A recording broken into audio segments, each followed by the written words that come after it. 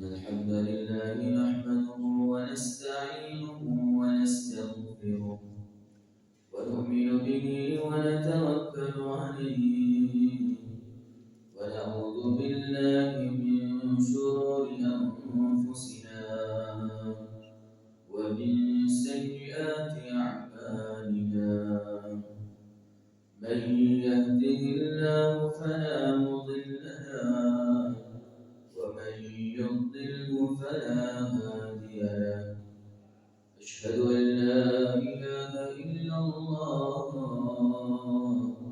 وأشهد أن محمدا عبده ورسوله الذي لا نبي بعده قال الله تعالى في القرآن الكريم إن الذين قالوا ربنا الله ثم استقاموا فلا خوف عليهم ولا هم يحزنون أولئك أصحاب الجنة خالدين فيها جزاء بما كانوا يعملون.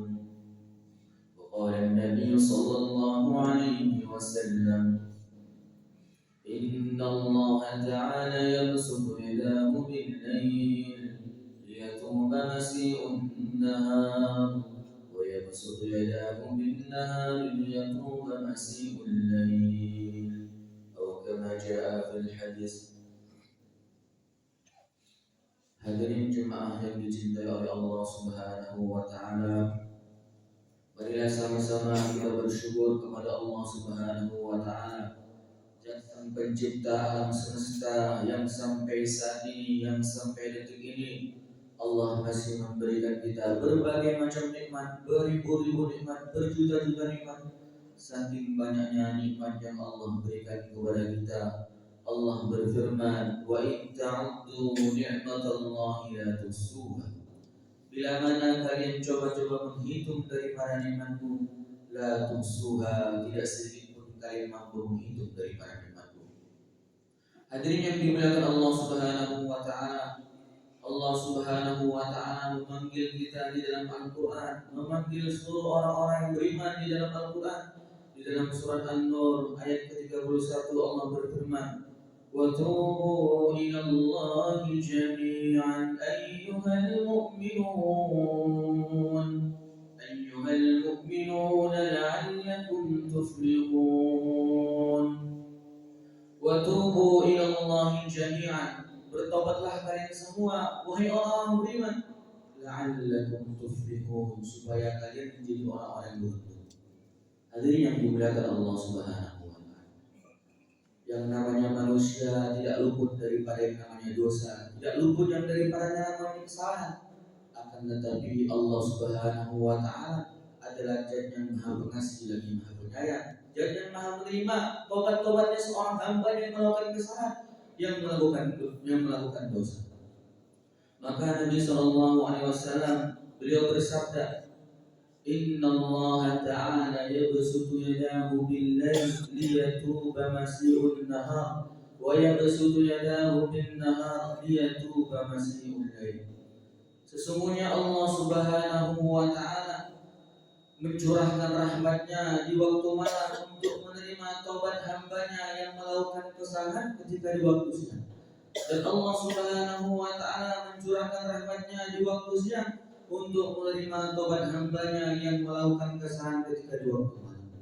Hadirin yang dimuliakan Allah Subhanahu wa taala, Allah Subhanahu wa taala sangat sayang kepada hambanya, sangat cinta kepada hambanya. Allah Subhanahu wa taala membuka pintu taubat selebar-lebarnya, seluas-luasnya selama 24 jam. Maka masih pantaskah seorang hamba yang pendosa seperti kita untuk tidak bertobat kepadanya, untuk tidak meminta ampun kepadanya, yang sudah membuka pintu taubat selebar-lebarnya, pintu maaf selebar-lebarnya untuk menuju surganya? Maka masih pantaskah seorang pendosa seperti kita untuk tidak meminta ampun kepadanya? Hadirin yang dimuliakan Allah Subhanahu wa taala, dan Rasulullah SAW beliau bersabda, lillahi asyaddu afdahu bit taubati abdihi min ahadikum saqata ala ba'ini qad aqallahu bi ardin falatin. Allah Subhanahu wa taala sangat senang melihat tobat seorang hamba, seseorang. Allah Subhanahu wa taala sangat senang melihat tobat salah seorang di antara kalian. Sangat senang kata Allah Subhanahu wa taala, lillahi asyaddu afrahu bit taubati abdihi min ahadikum saqata ala ba'irihi qad aqallahu bi ardin falatin. Daripada senangnya seseorang yang mendapati hewan tunggangannya yang beronta yang hilang di padang pasir. Hadirin yang dimuliakan Allah Subhanahu wa taala. Salah satu amalan yang Allah sangat cinta kepadanya, yang Allah sangat sayang kepadanya, yaitu adalah amalan taubat dari Allah Subhanahu wa taala. Karena amalan taubat ini adalah amalan penghapus dosa-dosa, penghapus kesalahan-kesalahan yang mana hadirin Allah Subhanahu wa taala. Allah Subhanahu wa taala juga berfirman, "Ya ibadi innakum tukhti'una bil-laili wan-nahar wa ana aghfiru dzunuba jami'an." Wahai hambaku, sesungguhnya kalian melakukan kesalahan di waktu siang dan di waktu malam.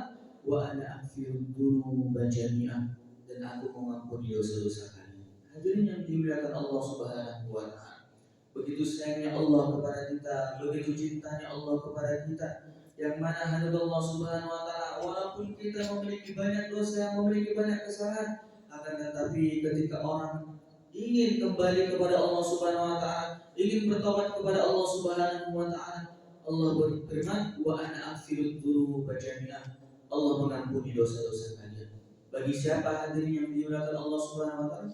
Bagi orang-orang yang ingin bertobat kepada Allah Subhanahu wa taala.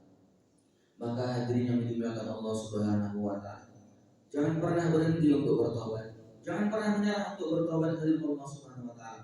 Walaupun kamu memulainya 100 kali dalam setiap hari, jangan pernah menyerah, jangan pernah berhenti untuk bertobat. Karena hadirin yang dimuliakan Allah Subhanahu wa taala, kelak suatu saat Allah akan melihat tobatmu, Allah akan melihat kesungguhanmu, dan Allah akan membebaskanmu. Walaupun bagaimanapun keadaanmu jatuh dalam dosa tersebut, akan tetapi kamu tidak berputus asa atas nama Allah dan kamu tidak berhenti untuk bertobat, suatu saat Allah akan membebaskanmu dari dosa tersebut, entah itu hari ini atau esok atau entah kapan sesuai dengan kesungguhanmu. Suatu saat Allah akan membebaskanmu dari dosa tersebut sesuai dengan kesungguhanmu, dengan syarat jangan memutuskan hubunganmu dengannya. Maka siapapun katakanlah, Ikulli ya Rabb, wahai Tuhanku, in a'zamat dzunubika salatan, jikalah dosa-dosaku begitu besar, laqad alimtu bi anna afwaka a'zam, akan tetapi ampunanmu lebih besar. In kana la yarjuka illa muhsinun, jikalah hanya orang-orang yang baik yang bisa memohon kepadamu. Faman yaludu wa yastajirul mujrimu, kepada siapa pendosa ini meminta perlindungan, kepada siapa pendosa ini, kata Allah, faman yaludu wa yastajirul mujrimu, kepada siapa dosa ini meminta perlindungan. Ad'uka rabbi kama amartu tadarru'an, aku berdoa kepadamu sebagaimana engkau memerintahkanku untuk berdoa. Faman idza radadta yadayk faman la yarhamu, jika engkau menolak kebedahan tanganku, kepada siapa aku menunjukkan belas kasihku. Maka hadirin yang dimuliakan Allah Subhanahu wa taala, kita tinggal di dunia ini hanya sebentar, hadirin Allah Subhanahu wa taala. Bagaimana kehidupan yang sebentar, kehidupan yang sesaat ini kita gunakan untuk nanti ke depannya, kehidupan kita yang selama-lamanya, yaitu akhirat hadirin Allah Subhanahu wa taala. Karena setiap apa yang kita lakukan di dunia ini, setiap apa yang kita kerjakan di dunia ini, semuanya Allah akan tanya, hadirin yang dimuliakan Allah Subhanahu wa taala. Fayunabbi'uhum bima kuntum ta'malun, setiap pekerjaan, setiap perilaku yang kau lakukan di dunia ini, fayunabbi'uhum bima kuntum ta'malun, kalau Allah akan memberitahukannya kepadamu. Maka hadirin Allah Subhanahu wa taala, maka ada sebuah syair dari Allah Subhanahu wa taala yang dituliskan dalam kitab Faidul Mukhtar, ad-dunya sa'ah, dunia ini hanya sesaat, faj'alha ta'ah, maka jadikanlah dia ketaatan. Wan nafsu tamma'ah, dan jiwa ini serakah, az-zimhal qana'ah, maka ajarkanlah dia hati dari rasa bersyukur.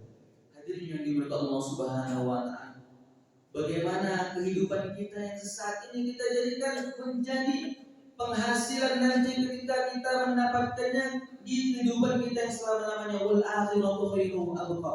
Sana'ishu fi hadhihi dunya, kita tinggal di dunia ini hanya sebentar. Summa na'ishu fi kuburina, kemudian pun kita akan hidup di kubur-kubur kita. Wa sanatruku aidan, dan kemudian kita akan meninggalkannya. Summa na'ishu fi hayatul ukhra, hayatul akhirah, kemudian kita akan hidup di kehidupan yang lain, yaitu kehidupan akhirat, kehidupan akhirat, alam barzakh. Wa sanatrukuha aidan, dan kemudian pun kita akan meninggalkannya. Summa na'ishu fi hayatul abadiyah, kemudian kita pun akan hidup di kehidupan yang abadi. Dia hayatul akhirah, yaitu kehidupan akhirat. Wa sanatrukuha aidan, dan kemudian pun kita akan meninggalkannya. Wa hayatul abadiyah, dan kemudian pun kita akan hidup di kehidupan yang abadi, yaitu hayatul akhirah, yaitu kehidupan akhirat. Imma ila jannah atau imma ila nar, entah itu kita dalam surga atau entah itu kita di dalam nerakanya Allah Subhanahu wa taala. Maka hadirin yang dimuliakan Allah Subhanahu wa taala, untuk mendapatkan kehidupan yang kekal selama-lamanya, yaitu di surganya Allah Subhanahu wa taala, yaitu dengan apa? Hadirin Allah Subhanahu wa taala, dengan cara mengamalkan agamanya Allah Subhanahu wa taala. Karena tidak ada kebahagiaan, kejayaan, kesuksesan hidup di dalam diri manusia kecuali hanya dalam mengamalkan agamanya Allah Subhanahu wa taala. Hadirin yang dimuliakan Allah Subhanahu wa taala, para sahabat terdahulu mereka telah berjaya, mereka telah mampu untuk mendapatkan kejayaan, kesuksesan hidup dalam diri manusia. Karena apa? Hadirin yang Allah Subhanahu wa taala, karena ada dalam agama di dalam diri mereka, yang mana mereka mengamalkan agamanya Allah Subhanahu wa taala, bukan memperjuangkan, bukan mengorbankan harta mereka, diri mereka, akan tetapi mereka mengorbankan leher-leher mereka. Hadirin Allah Subhanahu wa taala, maka tidak ada kebahagiaan, kejayaan, kesuksesan hidup dalam diri manusia kecuali hanya dalam mengamalkan agamanya Allah Subhanahu wa taala. Dan kita pun akan mendapatkan kebahagiaan tersebut, kejayaan tersebut dengan cara mencontoh apa yang telah diberikan, apa yang telah dilakukan oleh para sahabat. Hadirin Allah Subhanahu wa taala, maka hadirin Allah Subhanahu wa taala, para sahabat telah memiliki 6 sifat yang ada di dalam diri mereka, yang karena 6 sifat ini mereka telah mendapatkan titel, setinggi-tingginya titel, semulia-mulia titel, yaitu adalah titel radhiyallahu anhum wa radu'an.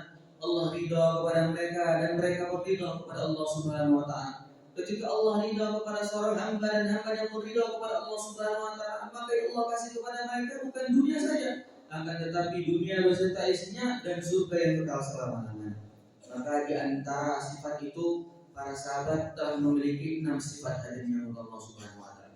Sifat yang pertama yaitu adalah hakikat la ilaha illallah Muhammadur Rasulullah, yang mana tidak ada Tuhan yang berhak disembah selain Allah, dan baginda Nabi Muhammad SAW adalah utusannya. Maksudnya hadirin Allah Subhanahu wa taala mengeluarkan kebesaran makhluk di dalam hati mereka, dan mereka pun mengeluarkan kebesaran, memasukkan kebesaran Allah Subhanahu wa taala di dalam hati mereka. Dan hadirin yang dimuliakan Allah Subhanahu wa taala, mereka telah memasukkan cintanya yang agung kepada baginda Nabi Muhammad SAW ke dalam hati mereka. Dengan cara apa? Dengan cara meyakini bahwasanya tidak ada kejayaan, kesuksesan hidup di dalam manusia kecuali hanya dengan mencontoh kehidupan baginda Nabi Muhammad SAW.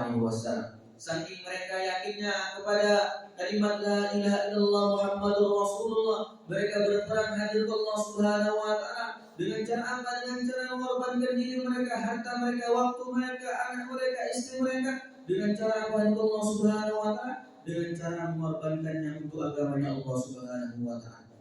Dan yang kedua, sahabat telah memiliki sifat yang mana? Salat khusyuk wal khudu', yang mana artinya salat ini adalah konsentrasi batin, hubungan hamba dengan Allah Subhanahu wa taala. Maka maksudnya hadirin Allah Subhanahu wa taala mengeluarkan sifat keburukan-keburukan di luar salat dan memasukkan sifat-sifat ketaatan dalam salat ke dalam kehidupan sehari-hari. Yang maksudnya hadirin Allah Subhanahu wa taala, salat mereka ini bisa menyelesaikan masalah-masalah mereka hadirin Allah Subhanahu wa taala. Maka fadilahnya daripada hakikat salat ini hadirin Allah Subhanahu wa taala, innas salata tanha 'anil fahsya'i wal munkar, yang mana salat mereka ini menyebabkan perilaku mereka menjadi baik hadirat Allah Subhanahu wa taala. Dan yang ketiga yaitu adalah ilmu ma'adzikir. Maka sahabat memiliki sifat ilmu hadirat Allah Subhanahu wa taala. Yang mana hadirat Allah Subhanahu wa taala sampainya agama kepada kita ini disebabkan ilmu mereka, disebabkan dakwah mereka. Yang mana mereka telah mati-matian berjuang hadirat Allah Subhanahu wa taala dengan ilmu mereka, dengan dakwah mereka, maka sampailah agama kepada kita hadirat Allah Subhanahu wa taala. Yang keempat yaitu adalah sifat ikramul muslimin hadirat Allah Subhanahu wa taala, yaitu memuliakan sesama muslim hadirat Allah Subhanahu wa taala. Mereka telah memiliki sifat yang mana ikram mereka tinggi kepada sesama saudara mereka hadirat Allah Subhanahu wa taala. Sampai diceritakan di dalam kitab Fathul Mukhtar, ketika setelah perang hadirat Allah Subhanahu wa taala, ada seorang sahabat yang mendatangi saudaranya yang ketika selesai daripada perang. Yang mana ketika waktu ini sahabatnya ini, saudaranya ini dalam keadaan sangat haus dari Allah Subhanahu wa taala. Maka dia pun mendatangi saudaranya ini, hendak memberikan minuman kepada saudaranya ini. Maka ketika dia hendak memberikan minuman kepada saudaranya ini, di samping ini ada temannya yang lagi dalam keadaan kehausan. Maka saudaranya berkata, berikanlah kepada sahabat fulan, sesungguhnya dia sedang dalam keadaan kehausan. Maka diberikanlah kepada sahabat yang kedua. Maka ketika sampai kepada sahabat kedua, maka sahabat kedua ini berkata, berikanlah kepada sahabat yang ketiga, sesungguhnya dia dalam keadaan kehausan. Maka ketika sampai kepada sahabat yang ketiga, ternyata sahabat ketiga ini sudah wafat dari Allah Subhanahu wa taala. Kembali kepada sahabat kedua ini, ternyata sahabat kedua ini telah wafat. Kembali kepada sahabat pertama ini, ternyata sahabat yang pertama ini sudah wafat dari Allah Subhanahu wa taala. Begitu ikramnya mereka kepada para sahabat mereka, begitu ikramnya mereka kepada sesama kaum muslimin, sesama saudara mereka hadirat Allah Subhanahu wa taala. Karena Nabi sallallahu alaihi wasallam beliau bersabda, al-muslimu akhul muslim. Orang Islam itu saudaranya orang Islam. Al-Islamu kal bunyan. Orang Islam itu seperti satu bangunan yang mana satu sama lain saling menguatkan. Maka yang kelima, para sahabat telah memiliki sifat sahabat yang kelima, yaitu adalah tahsilun niat, yaitu beramal semata-mata karena Allah Subhanahu wa taala. Mereka beramal semata-mata karena ingin dilihat oleh Allah Subhanahu wa taala, karena ingin dipandang oleh Allah Subhanahu wa taala, dan ingin mendapatkan balasan yang sesungguhnya balasan, yaitu adalah balasan daripada Allah Subhanahu wa taala yang berupa ridhonya. Ridhonya apa? Yaitu adalah berupa ridho yang nanti akan Allah berikan kepada mereka di akhirat yang kekal selama-lamanya, berupa surganya Allah Subhanahu wa taala. Maka yang keenam, sahabat telah memiliki sifat sahabat, yaitu dakwah wa tabligh, yaitu mereka menyampaikan dan mengajak dalam perkara kebaikan hadirat Allah Subhanahu wa taala. Maka hadirat Allah Subhanahu wa taala, fadilah daripada dakwah wa tabligh ini itu adalah sebagai sepetang orang yang keluar di jalan Allah Subhanahu wa taala, orang yang mengamalkan agama Allah Subhanahu wa taala lebih baik daripada dunia beserta isinya. Maka hadirat Allah Subhanahu wa taala, bagaimana kita renungkan dalam hati kita dan kita masukkan sifat-sifat sahabat yang ada pada para sahabat ini ke dalam diri kita. Agar apa? Agar kita pun bisa meniru orang-orang yang telah Allah ridhoi, supaya Allah meridhoi kita. Alhamdulillah, hadirat Allah Subhanahu wa taala, itu saja yang bisa saya sampaikan. Ada banyak daripada Allah Subhanahu wa taala, ada salah daripada saya sendiri. Assalamualaikum warahmatullahi wabarakatuh.